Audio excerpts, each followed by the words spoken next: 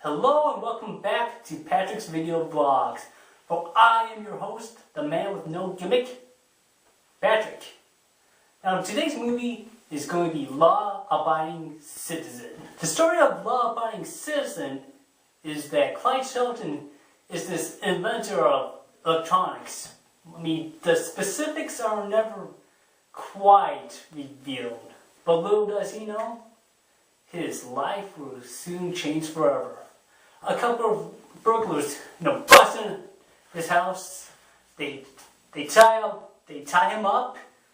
They stab him, and then he's forced to watch as one of them kills his wife and his kid. But before he kills them, he rapes them. So Nicholas Price is his lawyer, and he has this 96% conviction rate. But he's also in the mindset that, some justice is better than no justice, and he's out making deals, and he doesn't really try. But the best he can do is that he gets one of the guys to go to death row, and the other guy with the other guy's testimony, and so the other guy would get like 5 years or less. This does not make Clyde very happy, as he wants both of them to die. But he waits 10 years later to execute his master plan. Yes, there is this master plan. First he kills the other guy, the guy who got off, in very torturous circumstances. There's a boxcar is involved. And he gets arrested, so he goes to jail. But his plan doesn't stop there. It turns out, you're not going to believe this, but he still kills people from beyond his freedom. Ooh!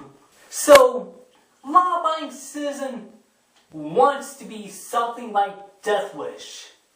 Well, Death Wish was, Charles Bronson saying, "You a mugger? I'm going to kill you."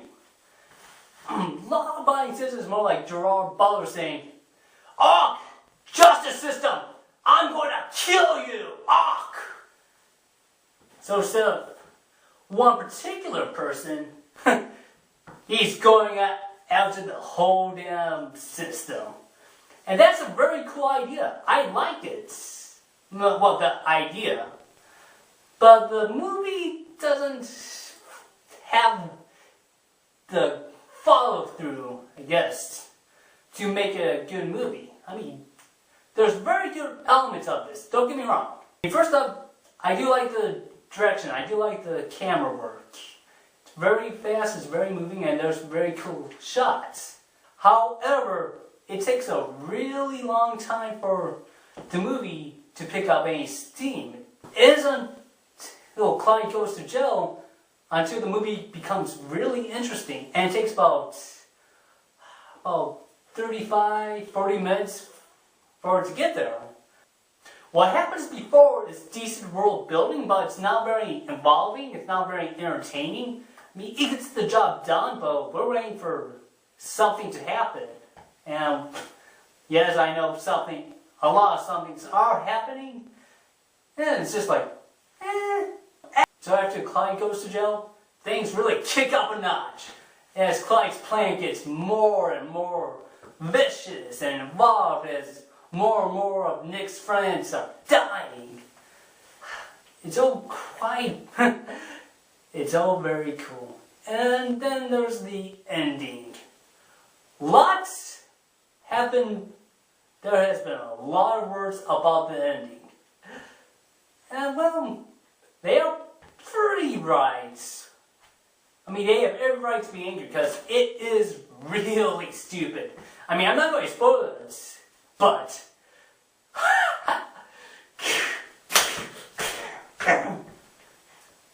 but to the movie's credits, the wall baginess doesn't happen until after you stop watching the movie, until you start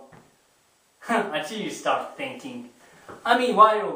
Because it takes that to get the full ramifications. While you're watching the movie, it's like, I mean, while you're watching the movie, it's like, gee, that's a bit stupid, but, you know, the final step of Clyde's plan is, you know, about to kick off, and you're involved in that. So you're not really thinking of the stupidity of the ending while you're watching. At least I wasn't. As for the acting, I mean, Gerard Butler cannot shake his Scottish accent to save his life. I mean, he's supposed to be American, but often than not, you can hear his Scottishness coming through. In fact, the only movie I recall of his that he actually kept his accent off was in Gamer, and that's a mediocre movie at best. So it's like, the better the movie he's in, the worse his accent is. I mean, yeah, at times a Scottish accent, you know, serves him well, like in 300 and Dracula 2000, which I do like. It's a decent, stupid movie. But anyways, but look at Liv's Island. He was horrible in that. His accent was horrible. Well, maybe he was playing a father. He also played another character who was supposed to be Scottish, and he played that role off perfectly. But, you know, aside from that, Gerard Butler does pretty well. He says his lines with conviction, you sympathize with him, and you really believe his plight. So, I mean, aside from his accent, he's not too bad. The same can somewhat be said of Jamie Foxx. I mean, I'm not a big fan of Jamie Foxx. He always seems to me like an egomaniacal moron. But, you know, to be fair, I have not seen Ray, and that's supposed to be part of the movie he's really acting. And also, to be even more fair, I did like him in Collateral, and unfortunately I did like him in Stealth. I thought it was fun. But in Law-Abiding Citizen, Jamie Foxx, I mean, he's flat. I mean, he pretty much like, oh, we're gonna get this motherfucker. Oh, we're gonna get this motherfucker. We gotta stop him. Stuff. I mean, it's a role anyone can play in their sleep. Jamie Foxx just said yes. And the rest of the guys, they're all competent. I mean, Bruce McGill's in this. He's kind of cool. Leslie Bibb, an actress I never quite liked, gives the best performance I've seen, and even then she's just alright. I mean, this is not a movie to see good acting in. So, all in all, this is not a bad movie. It's not a good movie. I mean, the beginning is really slow, the ending is just stupid, but the basic idea of it is great. The violence in it is excellent, is really well done, and there's like one very shocking moment in it that gave me a good jump. It involves a cell phone. That's all I'm going to give you.